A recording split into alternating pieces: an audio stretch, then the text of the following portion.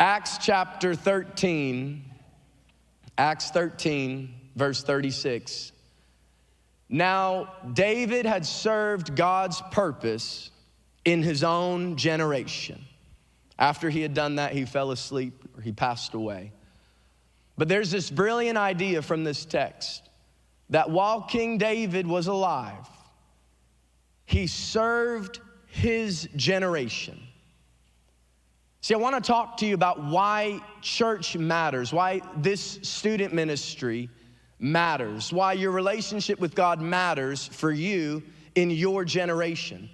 Because God uses a generation to reach a generation. He's gonna use you to reach your generation, your peers, your teammates, your classmates in ways that another generation couldn't. While David was alive, he served his own generation. He was alive for such a time that he was, on purpose, for a purpose. As it was with David, so it is with you. You're alive in your family, in this city, in this school, on that team, in that class. You're here for a purpose. Someone say, I matter. There's a unique purpose to each and every one of your lives. You can reach your generation, hear me, like nobody else can. You might think, well, preacher, that's your job, Luke, isn't it? You got the microphone, you're the pastor. No. God will equip a generation to uniquely reach that generation. This is what I want to talk to you about. I think a lot of us could agree that we would love to see revival, yes? We would love to see people in our schools come to know Jesus like never before, yes? We'd love to see last year, 1,559 salvations. I'd love to see 10,559 salvations. Wouldn't that be? I think we could all agree that we'd love to see God do something great. We'd love to see revival, but this is what I want to talk to you. Revival starts with me. That's what I want to talk to you about. Someone say that with me. Revival starts with me. That's the title of this message. Revival starts with me, with you. Pastor Marcus says it all the time, but your relationship with Jesus is the most important thing you could ever give this church or anybody in your life. It's the starting point for everything. Once you're saved, that vision that you receive is now about people. It's not about just you or just me. It's about we. Everything we do at the church, everything we do at Legacy is about reaching people like you. Our groups, what's the purpose of groups? Well, the purpose of groups is to make a big church feel small. There's no way in a crowd of 1,000 that you could feel known by the masses, but we break everybody up into small groups so that why? We can serve the individual. We open up locations, why? Because we can take the message of the gospel to regions that had it not been for that location that we open up, come on, there's the possibility we might never reach those people. Are you grateful we went to Cincinnati and Highland Heights and Dry Ridge and many more locations in the future? In everything we do, streaming right now to New Path and the Northern Kentucky Development Center, it's about you, it's about people. First priority in FCA clubs, it's about reaching more people in our schools for Jesus. Having events like Vision Night or My Sweet Valentine in February. Why? It's not just a fun event to have fun. It's designed in a particular way so that when you're at school or when you're talking to somebody, you can invite them to something that sounds fun. Why? So the purpose is that they can encounter Jesus. Everything we do is about people and introducing people to Jesus. We, as a church staff, worked with a group of professionals, a group of consultants who have helped us over the past year and are continuing to help us refine and develop a lot of different parts of the ministry. And one of those aspects that we spent not hours, not days, but a couple of months developing was our vision statement for a church.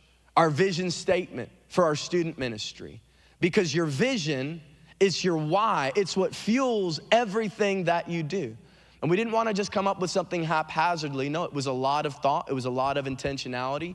And what we developed for the church, we applied to our student ministry, only just changing one word, and you'll see it here in just a moment.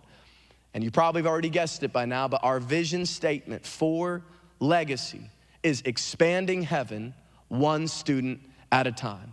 In fact, they put it up on the screen. I'd like us all to read that together. Ready? Here we go. Ready?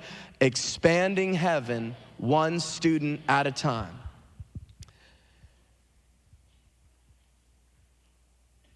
I look at where we're at now as a church, where we're at now as a student ministry. This is such a special thing for me personally. I'm grateful for every volunteer, every leader. Because if we could rewind back to 2012, I got saved in this very student ministry. Legacy had only been a couple of months old. I actually just today found a picture of Legacy Youth back in 2012. They're gonna put it up on the screen and show you right there. Look at this. This was a Wednesday night service, Legacy Youth, 2012, somewhere in that little mix of kids right there. Couldn't be maybe more than a handful of people. And I remember that like it was yesterday, and that's such an old person thing to say. See, the parents laughed at that one. Y'all just wait. Y'all quiet now. Y'all gonna be laughing in what you think is 2 years. Yeah, you're gonna wake up 30 with a mortgage. Praise God.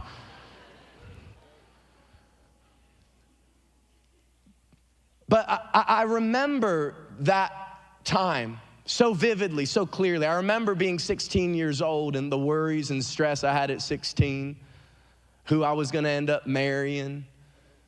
She gonna love God? Was she gonna be cute? Had a broken down car, I had to figure out my next job, figuring out, I remember where my mind was at in those days. And I look where I'm at now in my life and where the student ministry is at now. We're one kid, another kid, it could be any day now, and married almost 6 years, getting to spend the most amazing time with you. And not only did my life change, but Legacy went from that to this.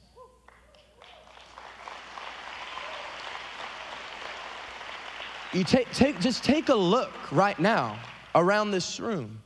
They put the pictures there if you're watching online so you can gauge. That's what the room looks like right now. It's unbelievable what God is doing, the reach that you've made possible. And my question is this: how did we get from there to here?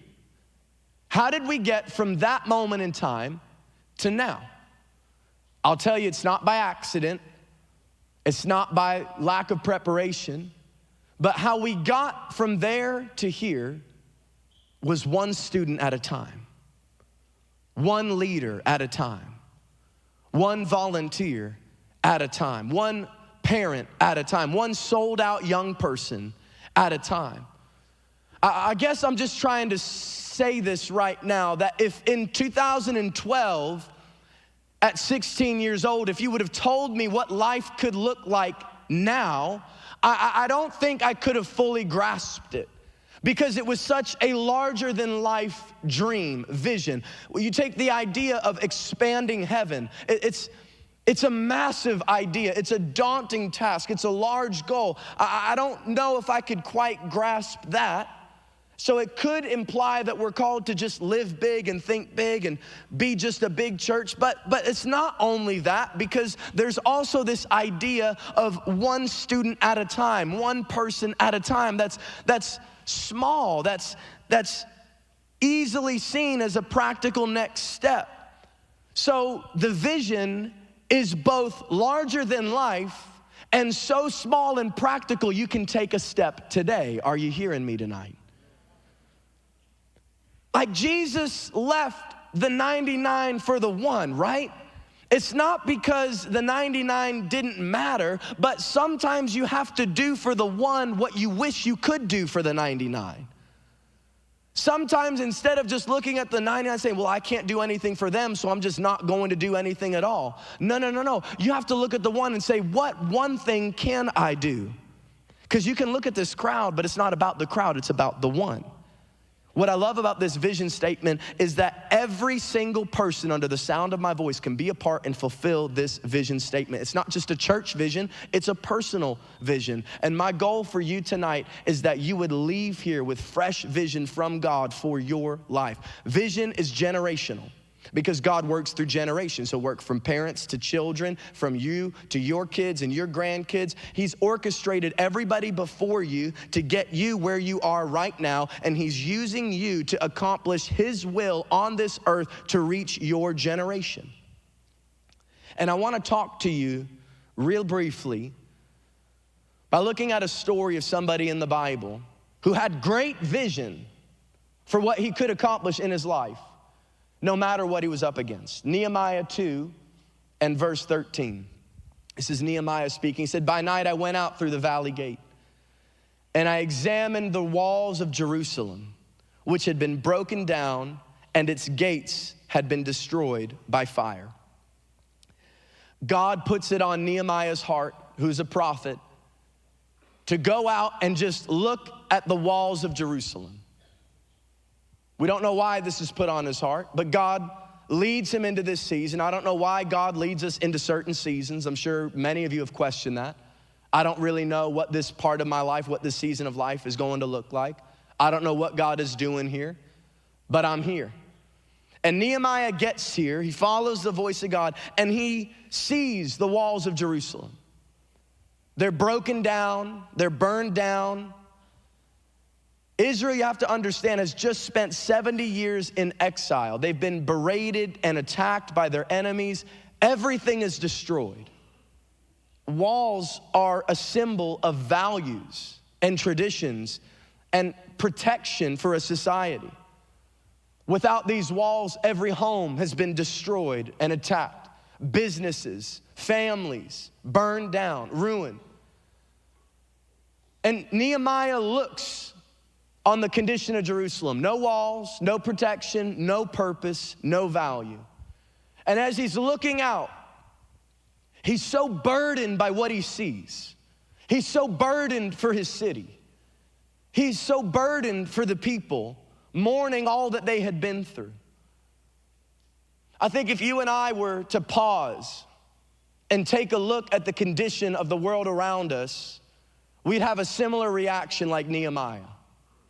I would challenge you to just pause and take a look at the condition of people's lives as you pass by faces in the hall. Pause and take a look at the condition of people around you. Would you not see that there are people that are hurting? Would you not see that there are people that are lost? Would you not see that there are people that are battling addiction, feeling hopeless, feeling anxious, feeling depressed? The condition of the world, it's hurting. You can just take a look around and see so many families broken. Maybe the enemy's even attacked you and you feel like you don't have a purpose. You feel like you don't have value. Maybe this past year has left you feeling broken, lacking direction, just hurting, lacking peace, feeling insecure, feeling lonely. When I look at your generation, I can't help but have a heart like Nehemiah and become burdened. When I see the things you have to go through, I hear the stories of things you have to face. You hear about it in group time almost every week, almost weekly. There's some sort of red light conversation where our team's having to talk to a parent about something that you're going through, something that you're facing. This past year alone, and I want to be sensitive because we lost 3 different students in our community to suicide. It doesn't take much to look out and look at our schools and look in our community and see that there are people that are broken. There are people that are hopeless, and there are people that need helping, need hope, need joy. Vision, you have to understand, is first about carrying a burden for something greater than just you and your own life. And when you take on that burden, it's about unifying together with other people that also carry that burden. Nehemiah goes out, he looks at the condition of Jerusalem, and he's burdened, he's hurt. And then what happens in verse 17 is he says to all the people, "You see the trouble we're in. Jerusalem lies in ruins. Its gates have been burned with fire. But I love this. Let us rebuild the wall of Jerusalem and we will no longer be in disgrace. Nehemiah looked at the problem and he decided to do something about it. Can I just tell you, it's not enough to just see that there's a problem. It's not enough to just notice something's wrong. A lot of people are really good at that. They should really do something about that. Well, who in the world is they? They ought to do something. Shh, all right? He looked at the problem and he decided to do something about it himself. He couldn't just sit back and do nothing. No. He decided to be a part of the solution. And he said, you know what? I'm not just gonna watch the enemy tear the walls down. I'm gonna be a part and I'm gonna help rebuild what the enemy has attacked. It's not enough to just talk about what's wrong and talk about problems. We need to be a part of the solution. Can look at people that are hurting, lonely, that need help. But you have to go beyond just looking and seeing, and you have to go actually to taking a step and doing something about it. I just take a look at the aspects of legacy you already are a part of, where we're actively bringing solutions to people. You just saw that video. They talked about, I'm not gonna say all of it, but my goodness, 1,400 students in groups, 17 clubs, over 400 people serving at all locations. We've had 28 different connections on our Hills Women's Health mobile pregnancy clinic. That's 28 different women that are stepping onto that clinic and choosing life for their baby. That it's not just about serving the baby, but we're serving the mom, we're serving the family. It's life-changing. It's not enough to just talk about the problem. There's enough of that in the world. But as the church, as legacy, we're not only gonna talk about the problem, but we're gonna say, put me in the game, coach, because I'm ready to be a part of the solution. Somebody say, revival starts with me. You have a role in fighting for your generation. How do I know what to do? What do I know what to do? I heard this phrase years ago. Whatever gets you ticked makes you tick. I'm gonna explain it. Can I just tell you, seeing young people make poor decisions gets me really ticked. Seeing people get into relationships when y'all are 15, you don't even need to be dating yet, my goodness. But hey, wait for the relationship series next week. Well, now y'all won't show up, but it's okay. Oh, we're gonna have fun next week. But you know what makes me ticked is seeing people get into relationships with some loser that's not gonna be a part of their future anyway. So that gets me ticked. It makes me tick. So I have a passion to help people with that. Are y'all following me so far? It makes me really tick to see people get taken advantage of. Like, you wanna act like a bully? I'll bully you real quick. I'm the only kind of person you can bully is a bully. You don't ever bully. You bully somebody around me, whew. You know what makes me ticked? People that feel insecure when I look at this room and I think you're the coolest, greatest generation to walk the face of the earth. And it really makes me ticked when you don't know that and you don't acknowledge that about yourself. So you find the things that make you ticked because they really make you tick. Every problem is an opportunity. You see those problems and you say, I'm gonna do something about it. You have an opportunity. It's not a problem. You have an opportunity to lead. It's not a problem at school. You have an opportunity to teach. You have an opportunity, to not let anybody look down on you for your youth, but in your conduct, speech, and purity, set an example as a believer. You have an opportunity. So here's a question. You can ask yourself this question. What problems do you see in your life right now? What problems are there that really are an opportunity for you to make an impact, for you to make a difference? Everything that we do at Legacy is run through the filter of, does this accomplish the vision? And what's our vision? Let's say it together. Expanding heaven, one student at a time. We always have to ask ourselves, is what we're doing accomplishing that vision? Why? Because vision's always attached to people. Our vision's about people, one student at a time, one person at a time, one family at a time. And when you live a lifestyle that is honoring to God, you can't help but live a life that's always connected to going back and reaching people. What were Jesus' first words, of course, to his disciples that he would call? Follow me. Individual, not to the masses, personally. See, it's not enough to just believe in God and go to church.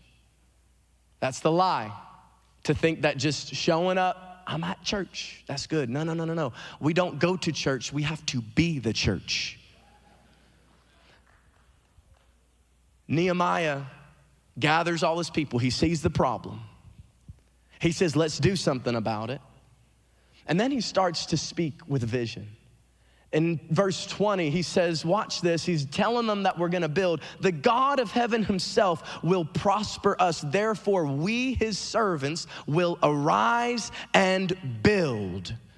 And that text would go on, and one by one in Nehemiah 2, I'll just paraphrase it right now, it lists all of the names of the people that would be in charge of building different sections of the wall. It would list their names and it would list their occupations. And I read this, I've never read it before, but it jumped out at me and I just had to share it. You know what was so cool about everybody mentioned? You don't have to answer, I'm gonna tell you. Everyone was different. Everyone had a different lifestyle. Everybody had a different way of life, different occupations, different names. Some professions, they worked in construction. Some were perfume makers. Some were government officials. Some were stay-at-home parents. Some were kids. Some worked in the marketplace with sales. And it just goes through and it lists out, and it jumped out at me. I said, my goodness, I love the word of God because there's not a word in it that's by accident. God is saying, look, it does not matter what your situation in life is. Can I tell you, you have a role to play. God is a diverse God. God has a diverse church, and you all have a part to play. He instructs everybody to do your part. I'm doing my part. I'm doing my part. I'm doing my part. Each house would be responsible for rebuilding the wall right in front of their home. So every home would be responsible for rebuilding a section of the wall. I love this because it doesn't matter who you are. It doesn't matter how old you are. It doesn't matter what your background is. You have a part to play in building God's kingdom. Somebody say, revival starts with me. There's a next step for you. There's a team for you. Right after service, you're gonna have the options to take many of those next steps. Maybe for you, it's going through Summit. You've never done that. But if you're unsure of what your next step is, Summit really is the next step, because maybe it's growing deeper in your relationship with God, or learning more about the church, learning more about yourself, your gifts, your talents, whatever it might be. Summit is that next step for you. Maybe for you, your next step is, you've already gone through Summit, is joining a team. You need to team up. It's not enough to just sit, but you have to actively be a part. Well, maybe Wednesday nights, you got sports, you can't be here, but maybe you can serve at a club at your school throughout the week. So maybe your next step is joining one of those 17 FCA or first priority clubs in the tri-state. I don't know what your next step is. Maybe for you, your next step is taking seriously your walk with God. Because it's not mom and dad's relationship with God, it's yours. It ain't your friend's relationship with God. It ain't your leader's relationship with God. It's your relationship with him.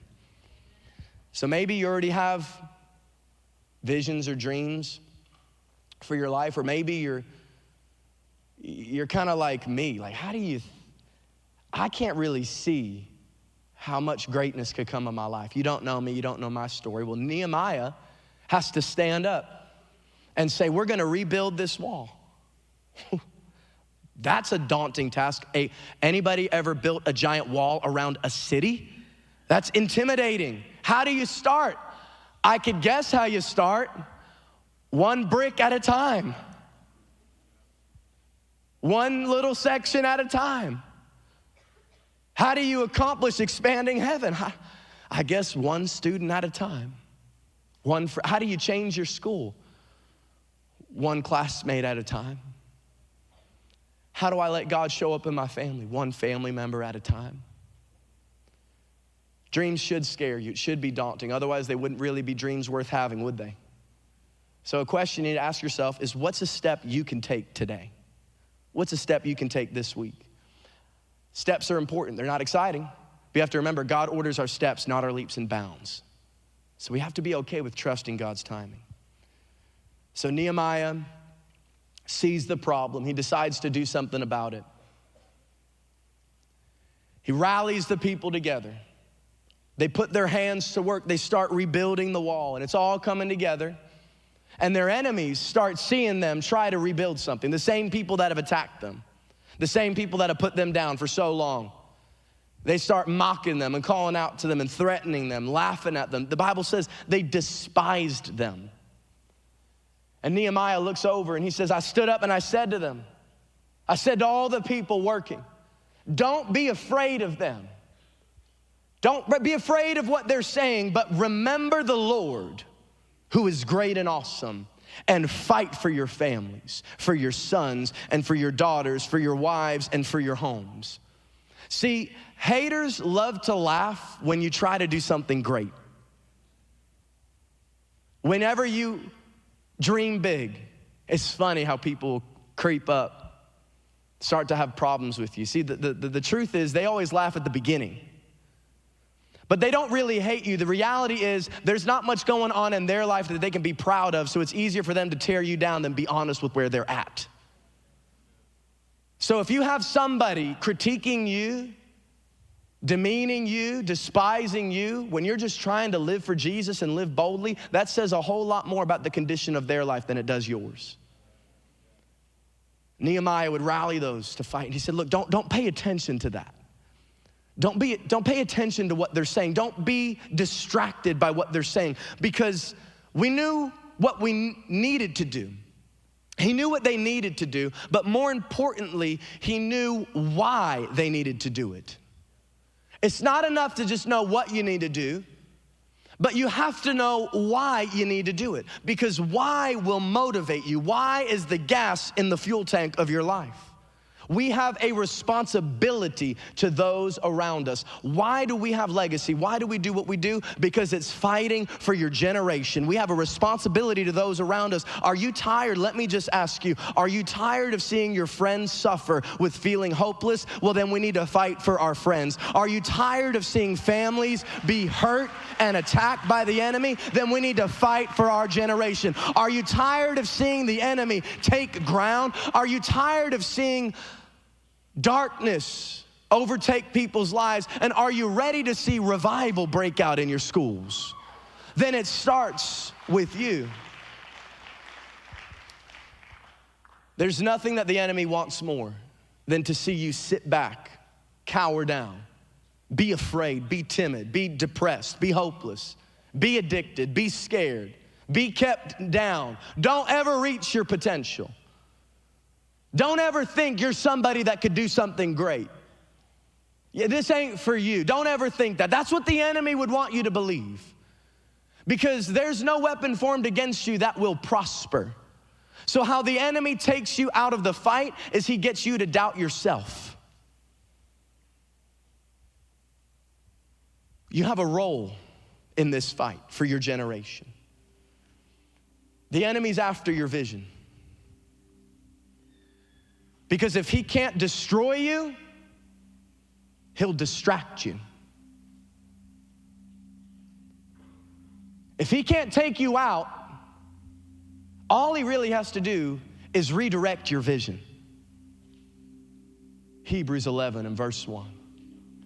Now faith is the confidence in what we hope for and the assurance about what we do not see. So hear me. Faith in Jesus. Faith for your life. It's not about getting a clear picture of what you currently see on around you right now. But vision is more about getting a picture of what could be. What could be? Could you picture it? Can you see it? Not right now. I'm not asking what your situation looks like right now. I'm not asking what you're up against right now. But I'm asking you, can you visualize those walls being rebuilt? Can you see it? Not right now. Right now it's in ruin. Right now it's burned. Right now it's been attacked. But can you get a glimpse, young man? Can you get a glimpse of being free? I know right now you're feeling trapped, but can you get a vision of being free? Can you see it in your future? Can you just get a glimpse of revival? Could you get a picture of what it would look like for God to ignite a spark in your school that would turn to one person being saved, and 2 and 3 and 4, and eventually your class and your team and your whole school? Could you imagine having to put people in overflow because we don't have any more seats here because of what God is doing in our communities? Could you see your family being reunited? Can you see your mental health being restored? Can you get a glimpse of restoration? Not right now, but can you get a glimpse? Can you ask God for a picture for your future, for your friends? Can you see it? It starts with just getting a glimpse of that which I currently can't see right now.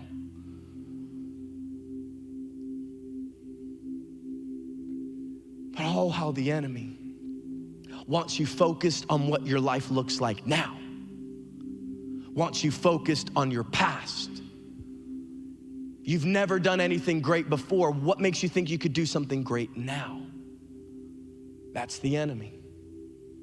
Those lies, those doubts that you think, and even right now that this message is for somebody else. No, it's for you.